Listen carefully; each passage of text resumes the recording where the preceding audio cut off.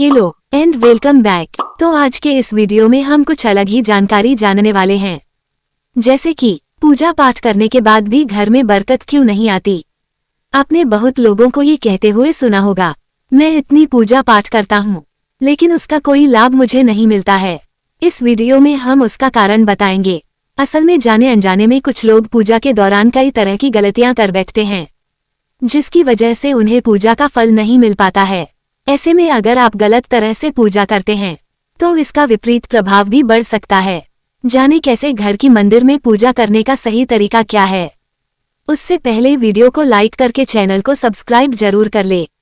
Number 1, किसी भी देवी देवता या भगवान का पूजन करने से पहले स्नान किया जाता है। स्नान के पश्चात शांत मन से भगवान के सामने आसन पर बैठा जाता है। पूजा कभी भी खड़े होकर नहीं करना चाहिए और न ही खाली फर्श पर बैठकर पूजा करनी चाहिए। कुछ लोग पूजा करते समय जमीन पर ही बैठ जाते हैं, जो कि बिल्कुल गलत है। जिस तरह से अपने भगवान को बैठने के लिए आसन दिया है, इस प्रकार स्वयं भी आसन पर ही बैठे। शास्त्रों में कंबल और कुश के आसन को पूजा के लिए शुभ माना गया है। नंबर 2, भगवान के आगे कभी भी एक हाथ से प्रणाम नहीं करना चाहिए। इसके साथ ही पूजा के बाद घर के बड़ों का आशीर्वाद लेना चाहिए। कभी भी सोते हुए व्यक्ति के चरण को स्पर्श नहीं करना चाहिए। नंबर 3, इस बात का भी ध्यान रखें कि पूजा का स्थान घर के फर्श से थोड़ा ऊपर होना चाहिए, क्योंकि भगवान अतुल्य और श्रेष्ठ है, इसलिए आप अपनी बराबरी में उनकी पूजा ना करें। पूजा के लिए भगवान को किसी भी चौकी में या फिर फर्श से ऊंचे स्थान पर स्थापित करें। पूजा घर में देवी देवताओं की मूर्तियों को कभी भी दीवार से सटाकर नहीं रखना चाहिए। भोजन करते समय आपका मुंह उत्तर या फिर पूर्व की दिशा में ही होना चाहिए। किसी भी मंदिर में पूजा संपन्न करने के बाद भगवान से अपनी भूल के लिए उनके समक्ष क्षमा याचना करना जरूरी होता है। इससे परमात्मा आपके द्वारा जाने अनजाने में की गई गलती को क्षमा करते हैं और आशीर्वाद देते हैं। नंबर 4, पूजा घर हमेशा घर के ईशान कोण में ही रहना चाहिए। पूजा घर में किसी एक देवी देवता की मूर्ति एक से ज्यादा नहीं होनी चाहिए।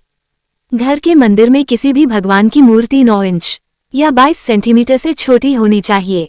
इससे बड़ी प्रतिमा घर में रखना शुभ नहीं माना जाता है। प्रतिमा को मंदिर में रखना चाहिए। अपने बेडरूम में कभी भी पूजा घर स्थापित न करें और रात्रि के समय अपने पूजा घर को पर्दे से ढक कर रखें। और पूजा घर में काम में आने वाली सभी चीज जैसे शंख, घंटी, प्रसाद के बर्तन, दीपक, शिवलिंग आदि जरूर रखें। नंबर 5, पूजा करने के दौरान ज्ञान करने की मुद्रा सही होनी चाहिए। पूजा करते समय पैर को नहीं हिलाना चाहिए। जप करते समय दाएं हाथ को कपड़े से ढककर जाप करना चाहिए। इससे आपके सभी मनोकामनाएं पूर्ण हो जाती है। नंबर 6, शाम के समय में तुलसी का पत्ता नहीं तोड़ना चाहिए। खासकर संक्रांति, वार्षिक अमावस्या, पूर्णिमा और रविवार को तुलसी को छूना नहीं चाहिए। किसी भी दीपक से दीपक नहीं जलाना चाहिए। इसके अलावा यज्ञ श्राद्ध में काले तिल का प्रयोग करना चाहिए। शनिवार के दिन शनि ग्रह के दोष को दूर करने के लिए पीपल के पेड़ में जल चढ़ाना चाहिए। पीपल के पेड़ की 7 बार परिक्रमा करनी चाहिए। महिलाएं कुंडा, नारियल और मदिरा को न तोड़े, न ही चाकू से कांटे भूलकर भी भोग के प्रसाद को लांघना नहीं चाहिए। नंबर 8, अमावस्या, पूर्णिमा और श्रद्धा के दिन दाढ़ी नहीं काटनी चाहिए। पूजा पाठ करने से पहले जनेऊ जरूर पहने। बिना जनेऊ पूजा करने का कोई फल नहीं मिलता है। नंबर 9, कभी भी भोलेनाथ को कुंड, विष्णु को धतूरा, देवी जी को आक और सूर्य भगवान को आक के फूल नहीं चढ़ाने चाहिए। नंबर 10, पूजा के दौरान घी का दीपक अपने बाएं तरफ प्रज्वलित करें और देवताओं को दाएं तरफ रखें। साथ ही चावल के ऊपर दीपक प्रज्वलित करना चाहिए। नंबर 11, कमल का फूल 5 रातों तक बासी नहीं होता है। इस तरह तुलसी का पत्ता 10 रातों तक बासी नहीं होता है। नंबर 12, पूजा करते समय अपना मुख पूर्व दिशा की तरफ रखें। अपनी दाईं तरफ जल पात्र, शंख और पूजन सामग्री रखें। वही बाईं तरफ घंटी और धूप रखें। नंबर 13, इस बात का भी ध्यान रखें कि पूजा का स्थान घर के फर्श से थोड़ा ऊपर होना चाहिए, क्योंकि भगवान अतुल्य और श्रेष्ठ है, इसलिए आप अपनी बराबरी में उनकी पूजा ना करें।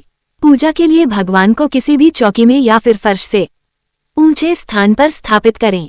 इसके अलावा पूजा घर में देवी देवताओं की मूर्तियों को कभी भी दीवार से सटाकर नहीं रखना चाहिए। पूजन करते समय आपका मुंह उत्तर या फिर पूर्व की दिशा में ही होना चाहिए। घर या किसी भी मंदिर में पूजा संपन्न करने के बाद भगवान से अपनी भूल के लिए उनके समक्ष क्षमा याचना करना जरूरी होता है।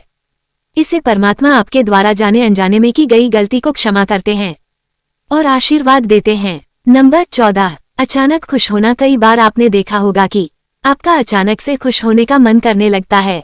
इसका मतलब आपको समझ जाना चाहिए कि ईश्वर आपको कुछ अच्छा संकेत दे रहे हैं। जिस प्रकार आपको इस समय खुश होने का मन कर रहा है, उसी प्रकार ईश्वर आपके जीवन में बहुत जल्द खुशी के पल लाने वाले हैं। खुशियों का अनुभव होने वाला है। जितना भी दुख अपने अपने जीवन में देखा है, वो बहुत जल्द खत्म हो जाएगा। आपका मन प्रफुल्लित हो उठता है। नंबर 14, गौ माता का आगमन। अगर आपके घर में प्रतिदिन गौ माता का आगमन हो रहा है या आप उनसे भोजन के लिए गुहार करती है, तो ये बहुत ही शुभ संकेत है। अगर आपके घर में पशु पक्षी घोंसला बना संकेत माना जाता है। इसके अलावा अगर पक्षियों की चहचहाहट आपके घर के आसपास दिन प्रतिदिन बढ़ती ही जा रही है, तो ये संकेत भी जीवन में बहुत ही जल्द सकारात्मक बदलाव लाने वाला है। नंबर 15, घर में शिशुओं का होना। बताया जाता है कि शिशुओं में ईश्वर का वास होता है। अगर छोटे बच्चे या शिशु आपको देखकर अचानक से मुस्कुरा देते हैं, या आप अगर छोटे बच्चे या शिशु आपको देखकर अचानक से मुस्कुरा देते हैं, या आपको कोई सकारात्मक बात बोल देते हैं, तो यह इस बात का संकेत है कि जीवन में सकारात्मक चीज होने वाली है। नंबर 16, स्वप्न में मंत्रों का सुनाई देना। स्वप्न में अगर आपको मंत्र सुनाई देते हैं, जैसे राम राम, बहुत अच्छा माना जाता है। अगर ओम मंत्र की धुन सुनाई दे, तो ये भी सकारात्मक बात है। स्वप्न में मंत्र, घंटा, शंख की आवाज सुनाई देना बहुत ही शुभ संकेत माना जाता है। नंबर 17, अचानक से आपको कर्ज मुक्ति का मार्ग मिल गया हो, तो यह ईश्वर का सकारात्मक संकेत है। जब पैसे के लेन देन में आपके पास कोई फैसला आता है, तो इसका मतलब ये भी जीवन के लिए शुभ संकेत ही है। धन के अलग अलग स्रोत बनाना भी ईश्वर का ही संकेत है। इससे ये पता चलता है कि जीवन में धन का आगमन बहुत ही तेजी से होने वाला है।